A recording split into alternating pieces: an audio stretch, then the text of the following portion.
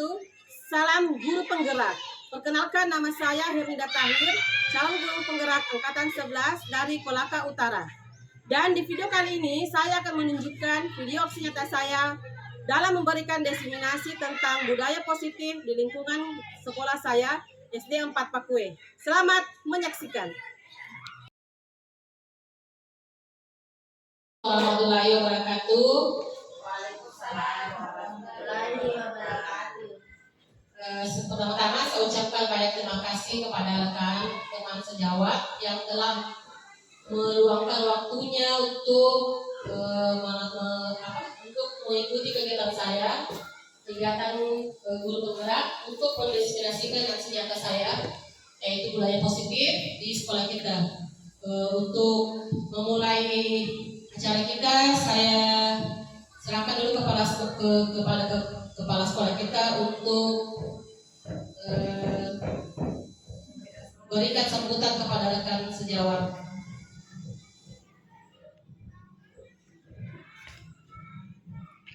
Bismillahirrahmanirrahim.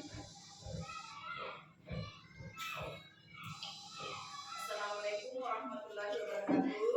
Waalaikumsalam warahmatullahi wabarakatuh. Rekan guru yang saya hormati, pertama-tama marilah kita panjatkan puji syukur kehadirat Allah Subhanahu wa taala karena pada hari ini kita masih diberi kesehatan, kesempatan datang di tempat ini dalam rangka melaksanakan tugas kita. Tak lupa pula kita panjatkan puji syukur, salam dan salawat atas junjungan Nabi besar Muhammad sallallahu alaihi wasallam yang telah membawa kita dari alam yang gelap menuju ke alam yang terang benderang seperti apa yang kita rasakan saat ini.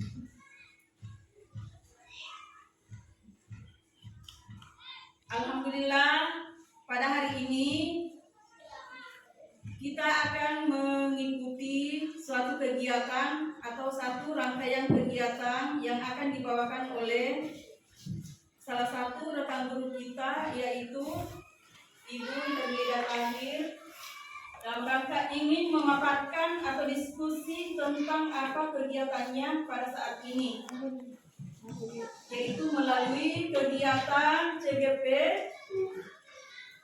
dan mudah-mudahan kita juga diberikan wawasan yang luas tentang apa yang akan dipaparkan sebentar. Nah, cukup sekian. Saya akan serahkan langsung kepada Ibu Herminda Tahir. Assalamualaikum warahmatullahi wabarakatuh. Jadi untuk memulai kegiatan kita, saya minta kita berdoa dulu sesuai dengan keyakinan kita masing-masing. Sebelum memulai kegiatan, saya harap kita berdoa dulu. Doa sesuai dengan keyakinan kita masing-masing. Berdoa dimulai.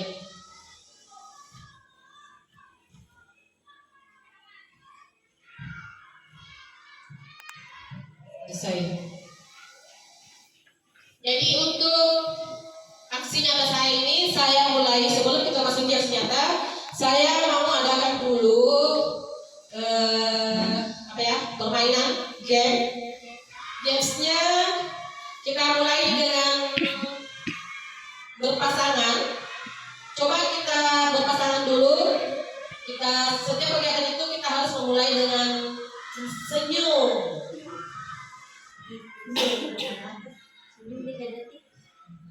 Senyum selama 3 detik.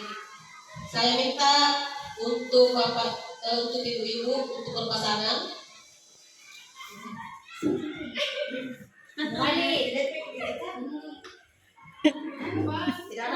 Yuk senyum selama 3 detik.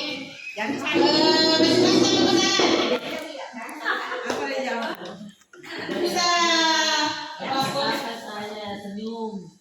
Gini Kak, karena materi saya ini budaya positif, jadi untuk senyum itu termasuk budaya positif. Jadi ibu-ibu saya harap untuk melakukan kegiatan senyum selama 3 detik saja. Yang tadinya cemburu, yang tadinya jenuh, bisa membangkitkan kembali semangatnya dengan senyum. Yang tadinya senyum tipis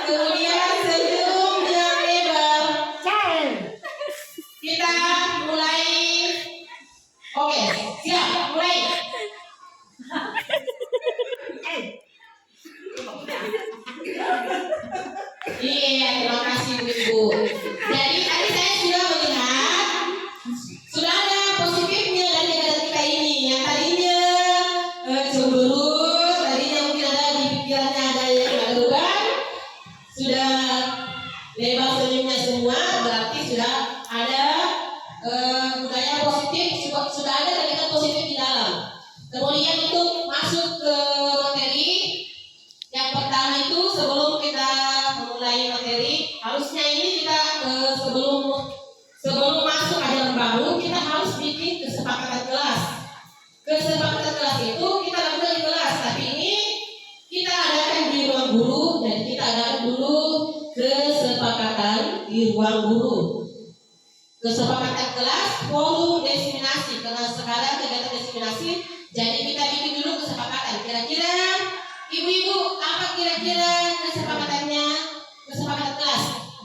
Yang pertama, bisa yang kita itu menghargai siapapun. Jadi jika ada yang mengungkapkan pendapatnya, kita harus menghargai. Jadi selain menghargai siapapun, menjadi pendengar yang baik. Ada kira-kira sekali lagi kesepakatan forum. Ada yang bisa berkata yang jujur. Berkata yang jujur bisa masuk satu berkata yang jujur. Jadi intinya jujur satu. Ada lagi aktif. Disiplin waktu. Aktif. Iya, aktif berdaya. Kemudian ada lagi kesepakatan kelas kita, kesepakatan forum. Yang kebersihan bisa atau tidak? Disiplin waktu. Bisa disiplin waktu. Ya, bisa disiplin waktu. Jika waktunya 60 detik, 60 menit, jadi kegiatan harus selesai 60 menit. Ada lagi kesepakatan forum. Ibu-ibu, ada masukannya lagi? Dapat hadiah yang bertanya. Bisa. Sudah siap bicara. Saya rasa itu bukan kesepakatan kayaknya itu. Dapat tepat waktu. Ada tepat waktu. Terus disiplin ya, disiplin waktu masih itu disiplin waktu. Disiplin. Oke, jadi tadi ada 5 kesepakatan kita. Menghargai siapapun, menjadi pendengar yang baik, disiplin, menghargai waktu ya, disiplin, kemudian jujur, aktif. Oke, karena kita sudah menyepakati kesepakatan forum, kita melangkah ke materi berikutnya. Ya ini, seorang guru yang baik harus memiliki kemampuan dalam mewujudkan budaya positif di sekolah. Ada yang tahu apa itu budaya positif? Ibu-ibu, siapa yang bisa jawab budaya positif itu apa? Buat sampah pada tempatnya. Iya, satu, buang sampah pada tempatnya. Memberi salam. Memberi salam. Masih ada pendapat lain budaya positif? Berdoa sebelum pelajaran dimulai. Iya, berdoa itu masih budaya positif juga. Ada lagi Bu? Siswa bersalaman ketika datang ke sekolah. Iya. Di sekolah begitu pun. Ya bisa. Siswa kalau masuk bisa bersalaman itu juga budaya positif. Budaya positif internal. Kemudian kita melangkah ke atau masih ada yang lain? Pendapat yang lain masih ada? Oke, next kita melangkah ke selanjutnya. Jadi kegiatan ini pertemuan kali ini adalah materi yang harus saya paparkan. Yang pertama disiplin positif, sebagaimana tadi telah berlangsung. Kemudian kita melangkah ke motivasi perilaku manusia.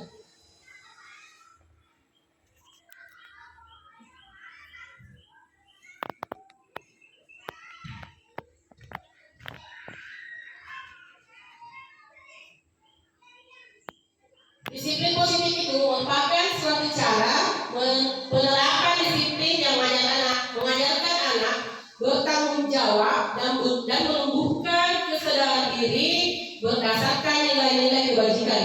Ada yang tahu nilai kebajikan itu apa? Ibu, nilai kebajikan itu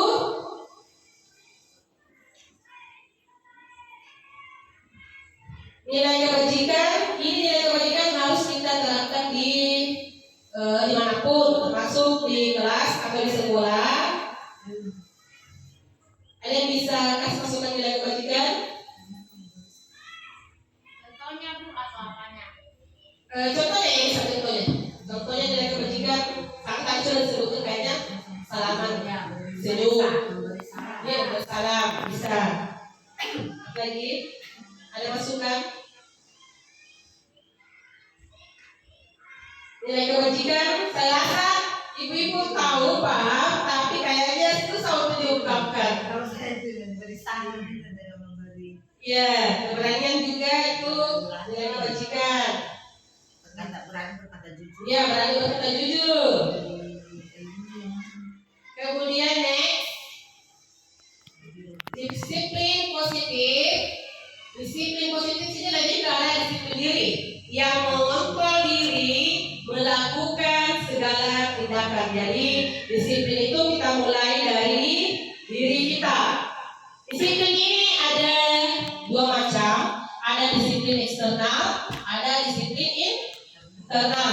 Kalau disiplin eksternal itu biasanya dari luar, ingin mengakui, ingin ada pengakuan, kemudian ingin ada penilaian, itu namanya dari eksternal, penilaian dari luar. Tapi kalau ingin disiplin dari dalam itu, dari diri internal itu sangat mau ibu. Jadi kalau disiplin dari dalam diri itu dari kemauan sendiri, bukan kemauan orang. Kalau kemauan orang itu berarti disiplin eksternal. Kalau kemauan dari diri kita itu namanya disiplin internal.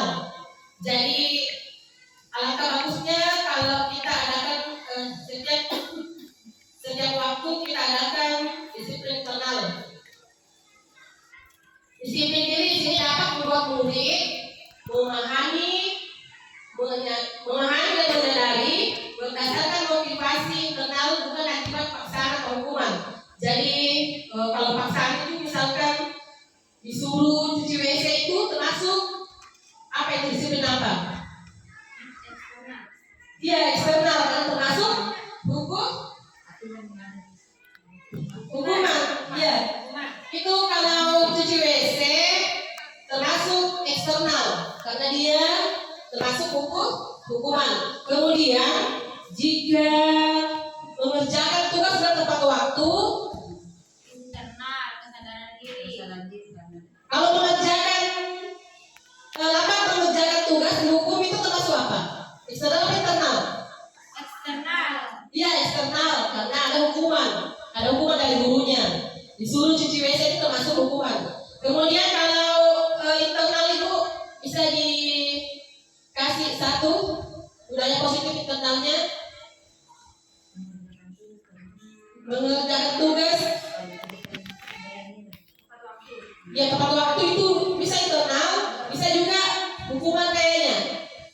Bertanggung jawab ketika diberikan, misalnya ada berpiket, bertanggung jawab, datang tepat waktu, kesadaran diri. Iya, bisa. Itu kesadaran diri berarti internal. Tidak ada paksaannya. Kemudian kita lanjut lagi ke 6 karakter profil. Ini yang perlu kita terapkan, 6 karakter profil Pancasila. Karena sekarang ini kita kurikulum kan sudah kurikulum merdeka. Jadi nilai-nilai kebajikan ini ada 6. Yang pertama apa itu? Iman dan bertakwa. Iya, sesuai dengan sila pertama. Ada coba kita, saya rasa ibu sudah hafal lagunya. Ada lagunya ya, profil Pancasila. Belajar Pancasila, beriman dan bertakwa pada Tuhan yang Esa dan berakhlak mulia, berkebinekaan global, gotong royong mandiri, kreatif dan bernalar kritis. Jadi kelima atau 6 ini sudah ada di satu, beriman dan bertakwa pada Tuhan yang Maha Esa. Kira-kira ibu-ibu ini beriman dan bertakwa kepada Tuhan yang Maha Esa, bisa diberikan contohnya satu dalam kegiatan sekolah tak? Ya biasa dilaksanakan baca yasinan. Sini bisa. Apalagi Bu? Kalau sama diri sendiri, bukan kelompok. Berdoa bisa. Berdoa sebelum belajar.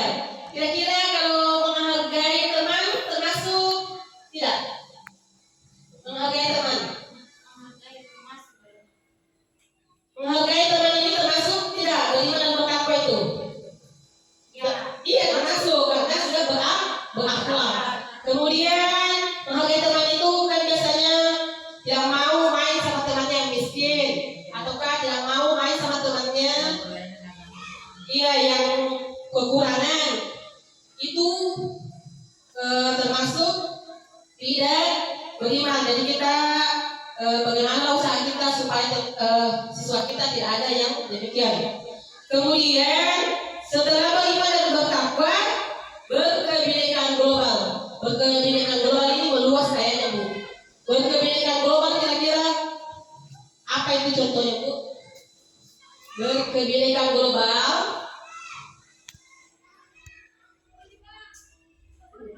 berlaku adil kepada siapa saja. Berlaku adil kepada siapa saja. Tidak memandang suku, budaya, agama. Iya, bisa berkebinekaan global. Lanjut lagi. Ada lagi yang dekat berkebinekaan global.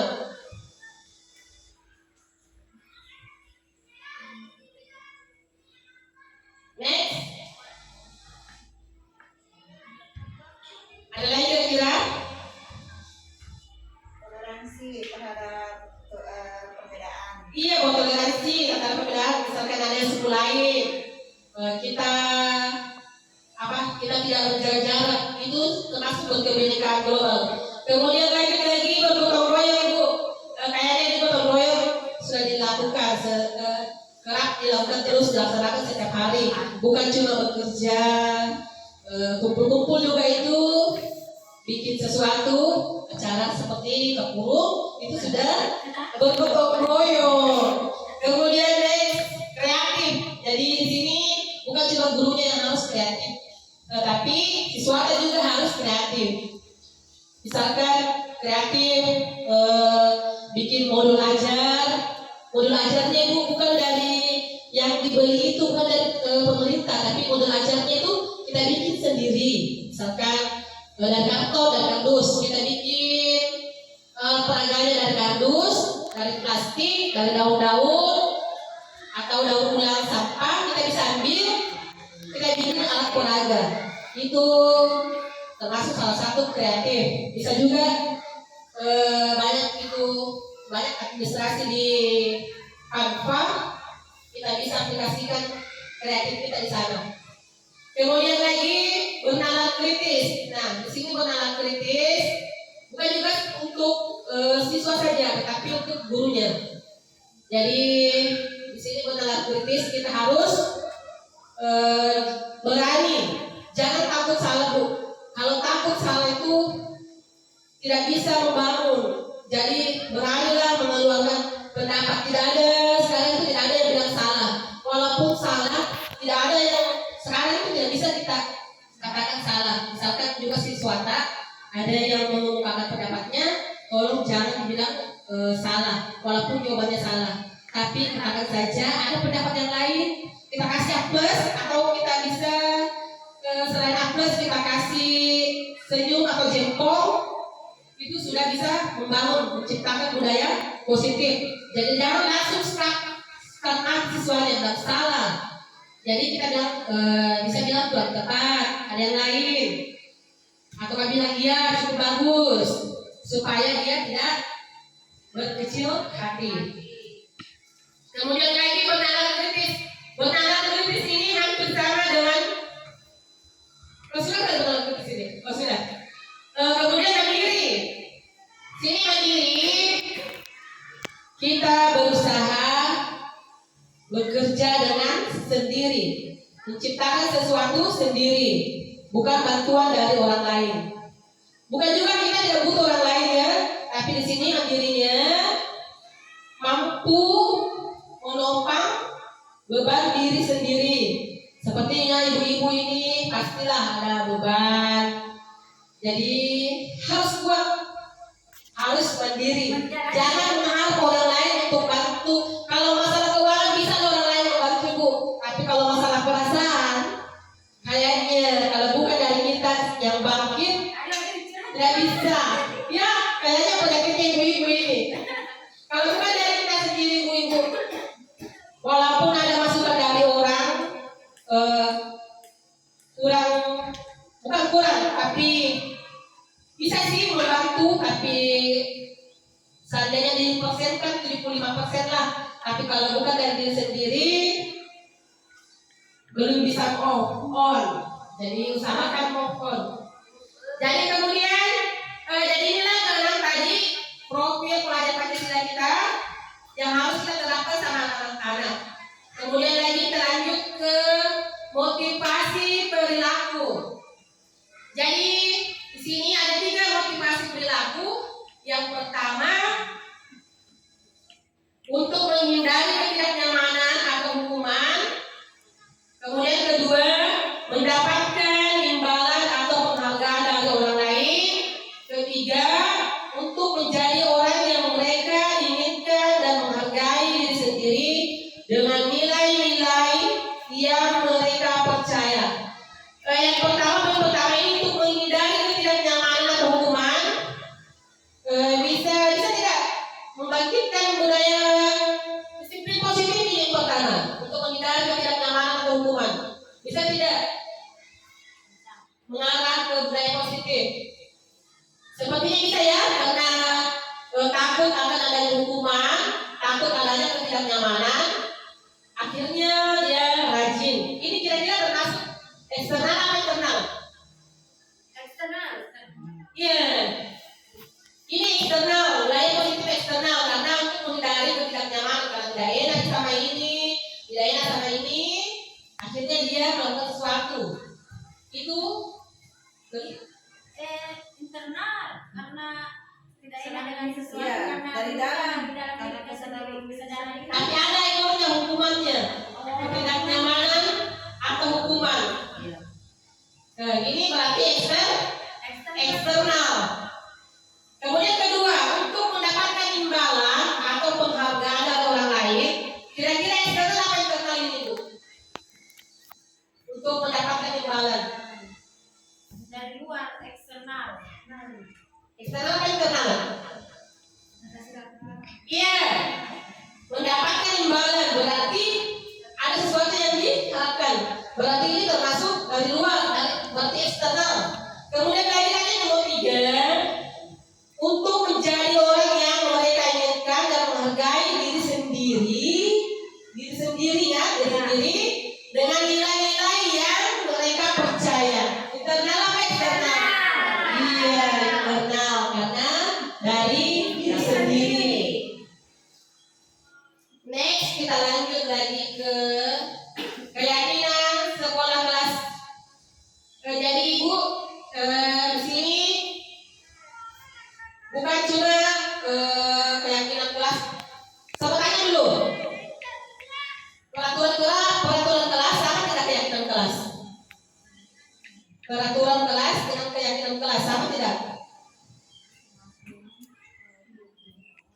Biasa ada dipelajari dalam kelas tuh, ada peraturan kelas. Nah, sekarang saya tanya peraturan kelas sama tidak dengan keyakinan? Ya, tidak sama. Kalau peraturan itu termasuk satu, bisa disebutkan contohnya peraturan kelas? Datang tepat waktu. Datang tepat waktu itu peraturan apa keyakinan? Keluar ketika jam masuk dalam kelas. Ketika jam istirahat keluar. Proses pembelajaran selesai istirahat. Itu termasuk keyakinan apa peraturan? Peraturan. Kemudian peraturan kelas lagi masuk tidak buang sampah sembarangan tempat, dilarang buang sampah. Peraturan apa keyakinan? Peraturan. Iya, peraturan. Jadi kalau kita bikin peraturan di kelas, usahakan itu peraturan kelas. Kita jangan bikin sendiri. Karena kemarin saya ingat sama diriku, kalau saya bikin peraturan kelas, bukan dari siswa, dari saya sendiri, saya yang atur. Saya yang atur peraturannya. Itu tidak bisa anak-anak langsung mungkin itu ada paksaan. Tapi coba kalau bikin peraturan kelas, kita kumpul siswa, kasih dia kertas. Ya begitu saya. Iya, bisa. Kita kasih kertas siswa, kita bisa tanya, aku kira-kira peraturan kelas tak. Dengan begitu peraturan kelas insya Allah akan selalu dia ingat. Oh dulu kemarin itu ada dipaparkan di depan, dilarang buang sampah. Jadi bisa dia ingat. Oh dilarang buang sampah. Larang amat. Iya, dilarang akan ketika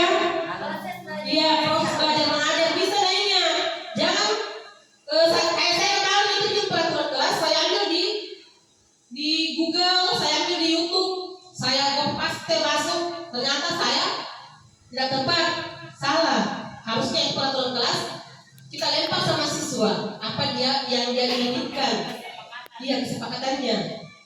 Kemudian sama kesepakatan kita juga lempar sama peserta, lempar sama siswa. Apa kira-kira yang mau disepakati? Misalkan satu datang tepat waktu. Jadi maaf, di sini kemarin kita termasuk saya mungkin selalu terlambat karena tidak ada kesadaran diri. Jadi seharusnya mungkin kita adakan dulu kesepakatan apa itu?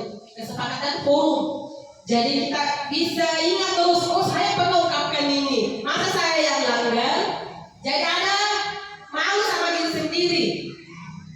Jadi kalau misalkan saya ungkapkan dilarang datang tepat waktu, kemudian saya langgar, malu dong sama diri saya sendiri. Saya sudah bilang begini, kemudian saya ungkap.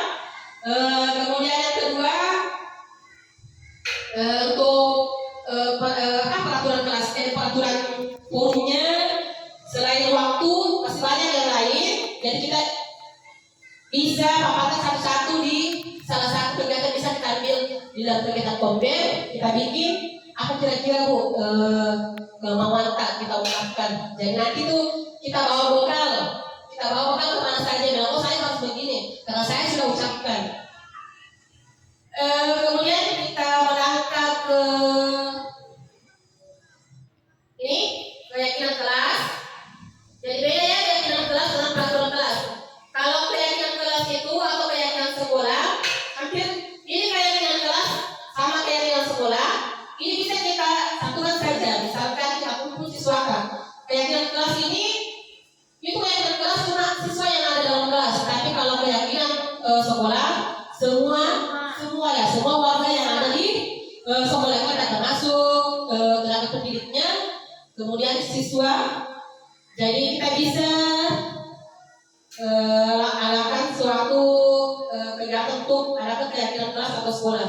Guru berkewenangan mewujudkan terbentuknya keyakinan sekolah atau kelas dengan adanya kesepakatan antara guru dan murid. Kalau kita tidak bisa adakan di ruang kecil, kita bisa adakan di lapangan. Kita tunjuk atau ada siswa yang aktif memaparkan pendapatnya, bisa kita ambil, kita kumpulkan pendapatnya, baru kita bisa pilih yang mana kira-kira yang tepat untuk sekolah kita. Next lagi kita melangkah ke materi berikutnya.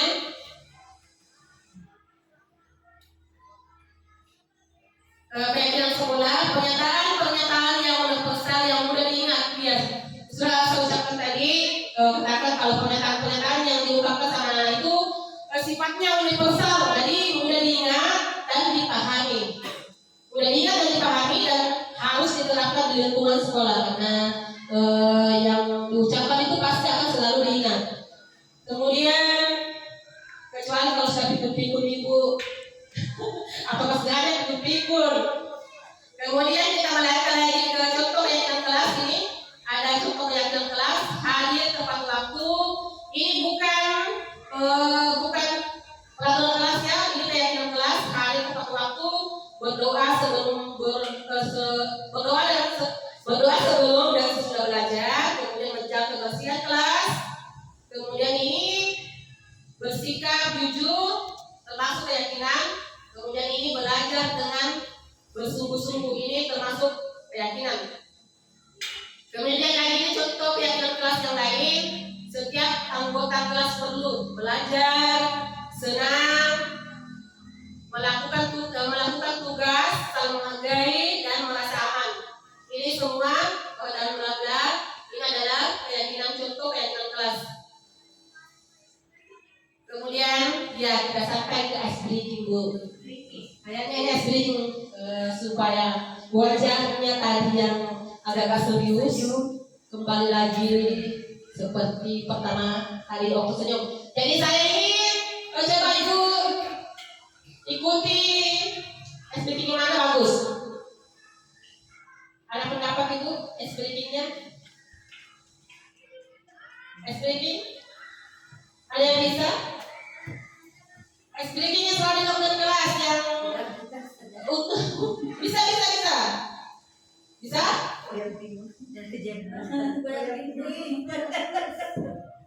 Fokus. Breaking yang tentang fokus. Atau kita ambil saja yel-yelnya si Suwarta. Ya, Oke. Kayaknya ibu hafal gitu toh.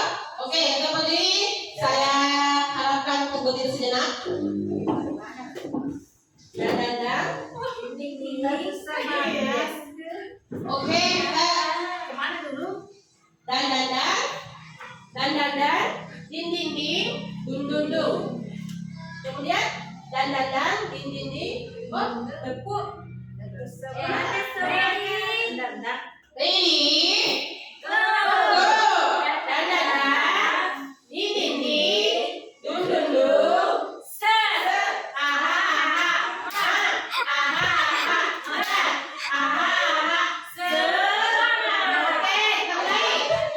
Oke, kita mulai dulu. Belum. Kita mulai makannya. Oke, 1, 2, 3. Dan. Mulai dulu. Mau ready? Go. Dan. Kita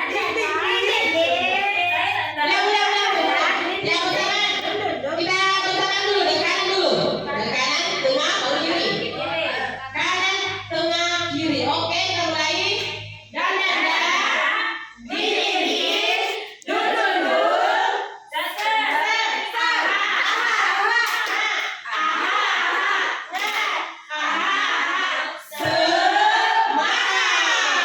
Masya Allah, kayaknya sudah semangat lagi nih, sudah ada senyum lebar. Kita lanjut lagi materinya ibu. Screening sudah, kita lanjut ke kebutuhan dasar manusia. Ada pernyataan di sini, ketika seorang murid melakukan sesuatu perbuatan yang bertentangan dengan nilai-nilai kebajikan atau melanggar peraturan, hal itu sebenarnya dikarenakan mereka gagal memenuhi kebutuhan dasar mereka. Kemudian kebutuhan dasar manusia sini ada beberapa poin. Yang pertama ini bertahan hidup, kemudian kasih sayang dan rasa diterima, kemudian ada penguasaan, keempat ini ada kebebasan, dan keenam ada kesenangan.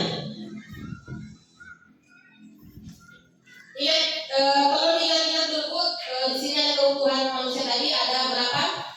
Ada 5. Yang pertama bertahan hidup, kedua kasih sayang dan rasa diterima, penguasaan, kebebasan, dan kesenangan. Tolong dicermati kata kalimatnya. Nanti saya kasih kasus. Saya mau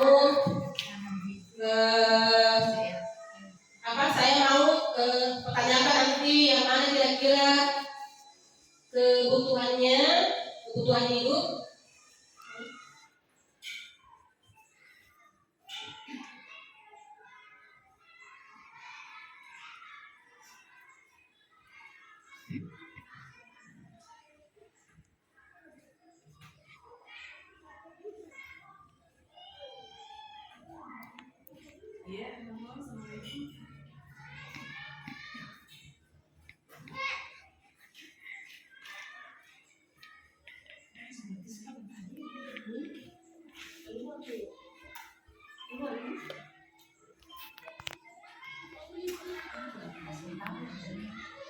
Oke, bertahan hidup, kasih sayang dan rasa diterima, penguasaan, kebebasan, dan kesenangan.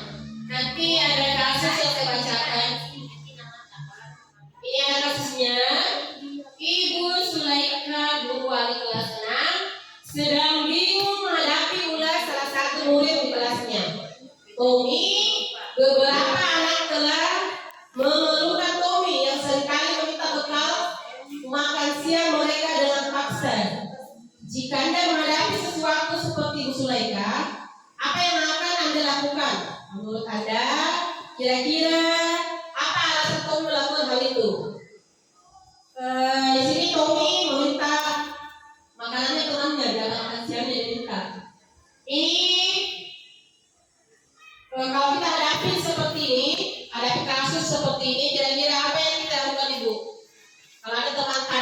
siapa yang minta paksa makan siangnya, atau biasa juga kayak uang ya, pajak. Saya ingin mendekati Tommy dan mencari tahu alasannya kenapa seperti itu. Iya, ya bisa mendekati dulu, mendekati siswanya, kemudian ditanya. 1, 2, 3. Saya akan mendekati si Tommy dan mencari tahu apa alasannya sehingga dia selalu berbuat seperti itu. Ya, pendapat lain Bu, A+. Ada lagi? Kira-kira kalau Ibu sebagai Ibu Sulaika, apa yang dilakukan sama si Tommy? Ibu pendapat yang lain? Kira-kira kalau ada sesuatu yang begitu minta makanannya temannya, dan kita paksa, apa kita lakukan? Kira-kira yang pertama kita lakukan, kita lakukan apa? Pendapat dari Ibu Kadiana, panggil siswanya, kemudian ditanyakan apa yang bikin dia seperti itu. Yang kemudian yang lain, pendapat yang lain? Saya Oke. tes sedikit seperti hanya itu tadi. Nah, kalau saya pendekatan sama Tominya dulu, saya panggil Tommy, saya tanya kenapa kira-kira kalau kita sudah menerapkan, sudah buat aturan bawa bekal dan seringkali dia melakukan hal tersebut, saya tanya mengapa demikian, apakah dia tidak punya uang, apa masalahnya. Terus saya jelaskan ke teman-temannya, kalau misalnya saya sudah tahu masalahnya, terus saya juga memberikan arahan ke teman-temannya bahwa berbagi itu penting. Jadi kalau ada teman yang memang membutuhkan, kita berbagi begitu. Tapi saya tidak membenarkan perbuatan Tommy yang memaksa. Saya kasih Tommy arahan bahwa kelakuannya itu salah, tidak benar. Harusnya dia meminta dengan baik. Terus untuk temannya saya memberikan arahan bahwa kita berbagi, kita ada memang yang membutuhkan. Terima kasih. Oke, terima kasih. Yang lain? Oke. Kita melangkah dulu ya. Cek. Assalamualaikum warahmatullahi wabarakatuh. Kalau bagi saya ya hampir sama dengan jawaban Diana tadi. Dan kita memanggil anak tersebut, kita tanya mengapa dia demikian. Dan kalau perlu Bu, kita berhubungan dengan orang tuanya.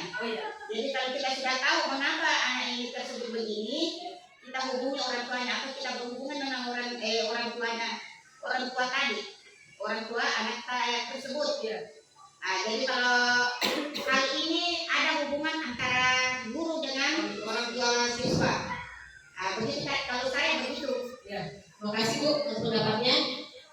Masih ada yang mau? Oke, jadi pendapat ketiga-tiganya sudah benar. Yang pertama itu kita panggil si Tominya, kita tanya apa kira-kira alasannya.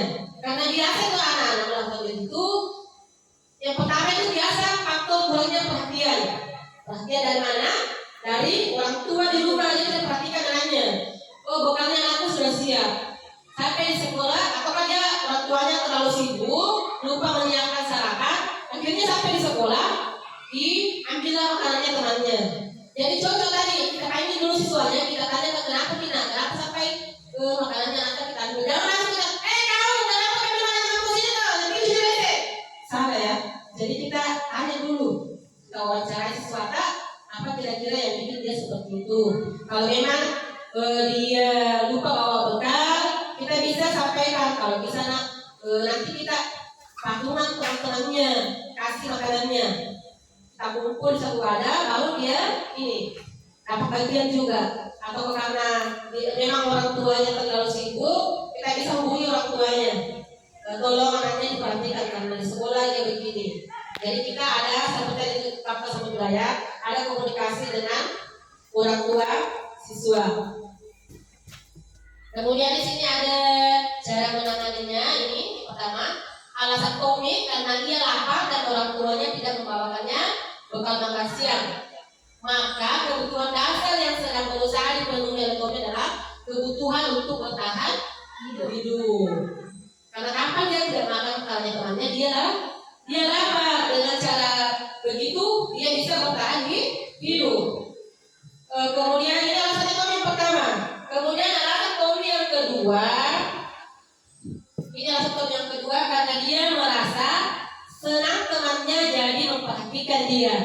Ketika temannya melaporkan tindakannya itu pada gurunya dan gurunya memberitahu orang tuanya, sehingga orang tuanya bisa memberikan perhatian. Maka kebutuhan dasar yang sedang dipenuhi Tommy di sini kebutuhan apa, Bu?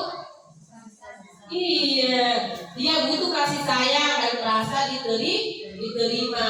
Jadi anak-anak seperti dikucilkan atau dia tidak mendapat kasih sayang dari orang tua. Iya. Jika tadi alasannya seperti ini, jika alasannya dia merasa senang temannya memperhatikan, ketika temannya melaporkan, jadi dia haus akan perhatian. Bisa kita komunikasikan ke orang tuanya. Kemudian lagi ada alasan berikutnya, alasan ketiga Tommy, karena temannya jadi takut dengan dia. Jadi di sini dia menjadi penguasa. Karena temannya jadi takut dengan dia dan menuruti keinginannya, maka sebetulnya Tommy sedang berusaha memenuhi kebutuhan dasarnya akan kekuasaan dia. Kalau bahasa kita itu mau tampil jago di depannya temannya. Jadi dia lakukan cara itu tadi supaya dia ditakuti. Alasan keempat, karena dia merasa bosan dengan bekal makanan yang dibawakan ibunya dari rumah. Jadi di sini ibunya sudah memperhatikan, tapi dia lagi yang bosan. Makanya dia mau coba lagi bekalnya temannya.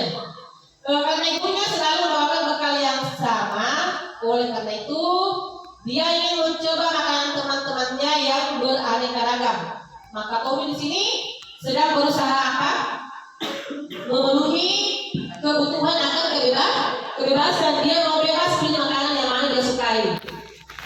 Kemudian dari alasan Tommy yang kelima,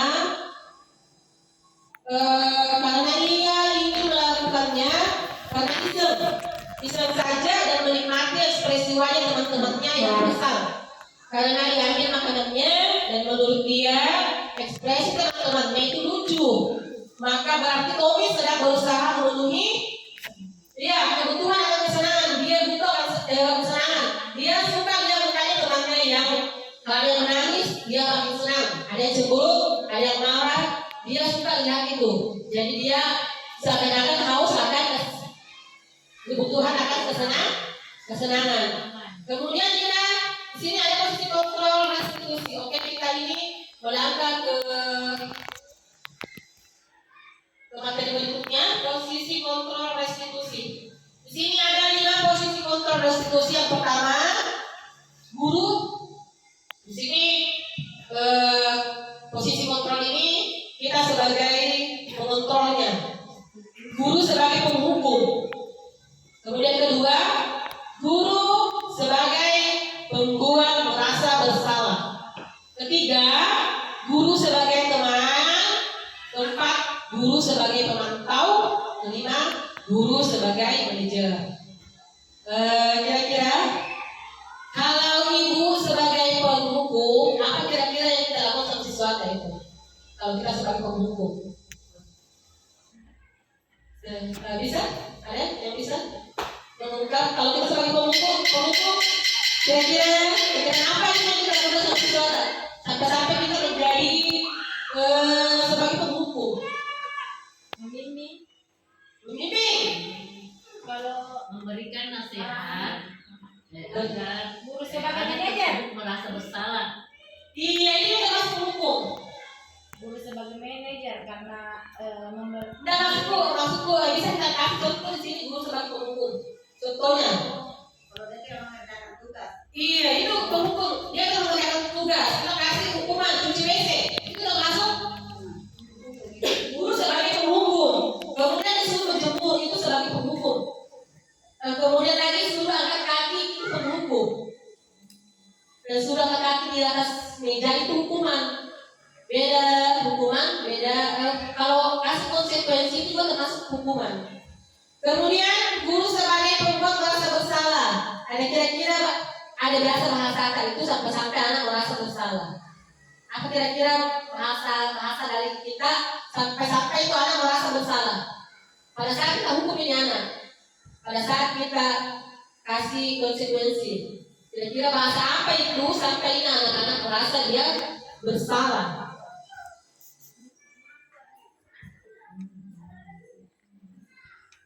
Apa Ibu? Membuat merasa bersalah. Bisa saya kasih contoh, misalkan jika anak tidak mengerjakan PR, kita bisa kasih bahasa. Kalau nilai jelek nak, saya juga yang tidak berhasil. Berarti ini anak-anak bisa merasakan, bisa meningkatkan kembali cara belajarnya. Kalau saya tidak berhasil, berarti guruku juga yang menang. Ada juga kalau dia nakal, yang pertama diucapkan yang dibicarakan di luar itu pasti gurunya. Kalau kita ungkapkan sama siswa, itu siswa akan merasa bersalah. Kalau bilang nakal dulu tidak naik kelas, siapa yang di guru itu? Bisa kita ungkapkan sama siswa, kalau kau tidak naik kelas, saya nanti yang jelek. Itu bikin siswa merasa bersalah. Jadi siswa itu bisa berubah. Nakal di kelas juga begitu. Tanya, sampaikan. Nah, kalau kau begini, saya yang ingin satu kepala sekolah. Dia bisa merasa bersalah. Dengan cara itu, dia bisa berubah. Kemudian lagi, guru sebagai teman. Nah, di sini kayaknya banyak ya, rata-rata guru sebagai teman. Kita anggap siswa itu sebagai teman, tempat curhatnya. Kemudian segala sesuatunya dikeluhkan itu tempat curhat. Kemudian lagi menganggap itu temannya, diajak main.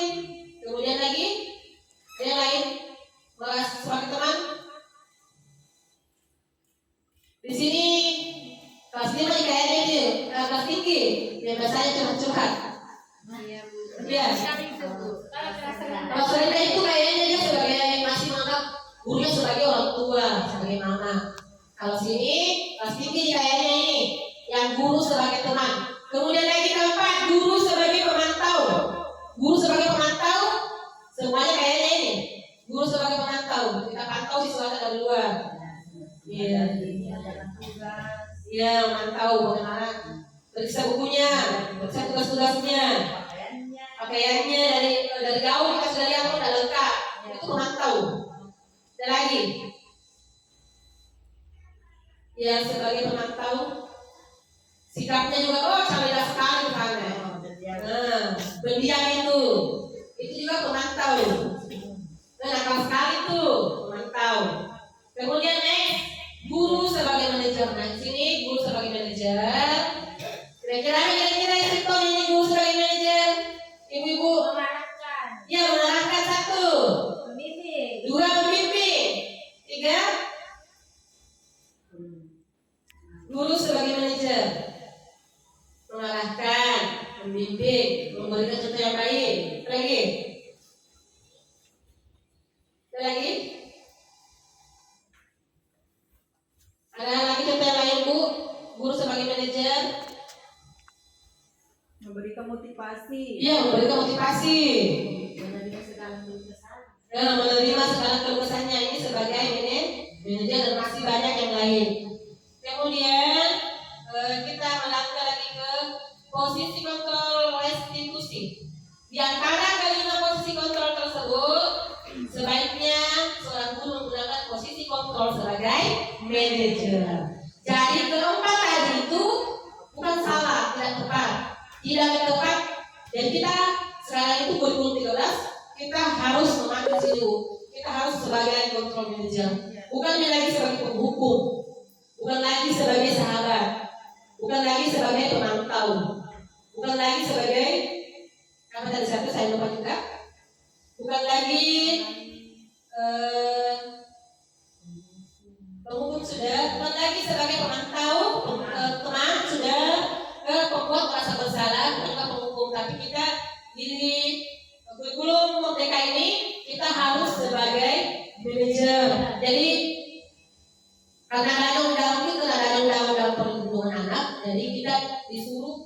sebagai manajer saja. Yang keempat itu dihilangkan sebagai penghukum salah tidak tepat lagi kita gunakan. Kemudian membuat merasa bersalah itu kalau kita tidak boleh lagi menggunakannya. Kemudian ini juga guru sebagai teman kalau bisa kita hindari. Kemudian guru sebagai pemantau kita hindari juga. Dan yang harus kita terapkan itu di kurikulum ini sebagai manajer, dibimbing dicari apa yang dia maui. Misalkan dia seorang anak lelaki, jika dia suka bidang studi bahasa, dia tidak bisa kita paksa dia ke matematika, ikuti alurnya. Misalkan siswa suka menggambar, bahkan kita yang kita kembangkan. Jangan sampai suka menggambar kita suruh dia perkalian. Ini berlawanan dengan kurikulum sekarang. Jadi sekarang itu kurikulum 13 kurikulum merdeka itu kita ikuti apa maunya siswa, kita ikuti apa yang dia minati. Jangan juga mau nakal kita ikuti nakal, tidak ibu. Jadi kalau dia meminati satu, kalau bisa kita kembangkan itu. Bukan lagi kita berpatokan di nilai. Kemarin itu kita berpatokan sama nilainya, semakin tinggi nilainya anak, semakin bagus nilai kanunya, bagus berhasil kita. Tapi di kurikulum ini tidak begitu lagi. Bukan lagi kita bisa masuk sih nilai, tapi nomor 2, nilai itu nomor 2. Yang paling pertama itu kesenangannya siswa, kemauannya, minatnya yang dikembangkan. Kalau nilai sudah masuk urutan kedua dia. Kalau dulu kita masuk urutan pertama itu nilai, segala sesuatunya nilai yang di pacuan. Sekarang bukan ibu. Jadi serba salah kita sudah di sini sudah serba salah. Jadi kita di sini harus sebagai manajer kita bimbing bagaimana cara ini anak-anak supaya bisa berhasil, bukan berhasil karena nilai. Jadi jangan sampai bilang, nggak tahu matematika kita hukum, salah. Kurang tepat. Kemudian lagi kita melangkah ke materi berikutnya, posisi kontrol restitusi di antara kedua surat tadi ini. Ini sebagai manajer, guru dapat berbuat sesuatu bersama murid, mempersilahkan murid bertanggung jawab dan mendukung murid agar dapat menemukan solusi.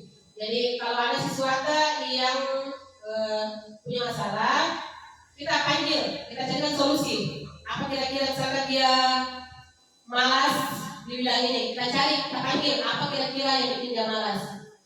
Jadi kita sini harus aktif sebagai manajer. Kemudian lagi yang berikutnya, selain itu posisi manajer mengacu pada restitusi yang dapat menjadikan murid sebagai manajer sebagai dirinya sendiri, sehingga dapat tercipta identitas positif pada diri murid. Jadi kita ajak siswa bagaimana caranya dia menciptakan identitas positif sama dirinya sendiri. Di sini diri sendiri termasuk tadi apa? Istilah apa yang terkenal? Iya. Iya. Jadi sekarang itu bukan ini pengakuan dari luar yang terbutuhkan itu, tapi dari dalam diri sendiri internal. Ini yang harus kita kita jalankan sekarang. Identitas positif pada diri sendiri atau pada diri murid. Kemudian ini ada segitiga restitusi. Segitiga restitusi ada 3 tahapan dalam segitiga restitusi. Yang pertama itu menstabilkan identitas, kemudian kedua validasi tindakan yang salah, kemudian yang ketiga menanyakan keyakinan. Di sini kalau kita punya, terima kasih. Sebenarnya ini materinya di sini, tapi saya lupa ambil. Di sini Bu, kalau kita punya kasus harus kita terapkan tiga dimensi ini, segitiga restitusi ini. Kalau kita mendapati siswa yang termasuk mungkin nakal, kita harus pakai 3 tahap ini. Yang pertama menstabilkan identitas, kita panggil siswanya. Sekarang tadi panggil siswanya, kita tanyakan apa kira-kira yang bikin dia seperti itu untuk menstabilkan identitasnya. Kemudian validasi tindakan yang salah, tanya apa kesalahannya. Jangan langsung kasih hukuman, kita panggil apa kira-kira yang bikin dia seperti itu. Validasi tindakannya tadi yang salah. Kemudian menanyakan keyakinan, tanya kira-kira bagus tidak nak kalau kita ambil makanannya ke mata. Dengan begitu siswa sendiri bisa merasa bersalah. Bukan kita yang hukum, tetapi dirinya sendiri yang hukum dirinya sendiri yang bisa adakan budaya positif dalam dirinya. Oh, tadi itu perbuatanku salah. Dan itu kita hukum dari kau cuci WC, ambil makanannya kamu. Tidak begitu. Jadi kita tanya dulu, apa yang bikin kau seperti ini? Jadi tidak sini tidak pakai kekerasan. Hanya kenapa kita ambil bukannya ke mata? Oh, dia bilang kesuka bu, dia mampu dekel. Hanya mikir berikutnya jangan seperti itu. Kemudian lagi kita pandai tindakannya dulu. Apa yang bikin dia seperti itu? Kemudian menanyakan keyakinan bagus tidak nak perbuatan begitu. Kalau kita seumpama kita amankan ambil ke mata, mau tidak? Dengan begitu dia bisa koreksi sama dirinya. Jadi dia bisa kemungkinan besar dia bisa merubah sifatnya. Cukup sekian materi dari saya. Saya ucapkan banyak terima kasih kepada peserta yang telah meluangkan waktunya menyempatkan diri untuk mengikuti dengan saya. Dan saya minta maaf karena mungkin sudah menghambat pembelajaran di kelas. Saya ucapkan Assalamualaikum warahmatullahi wabarakatuh. Waalaikumsalam.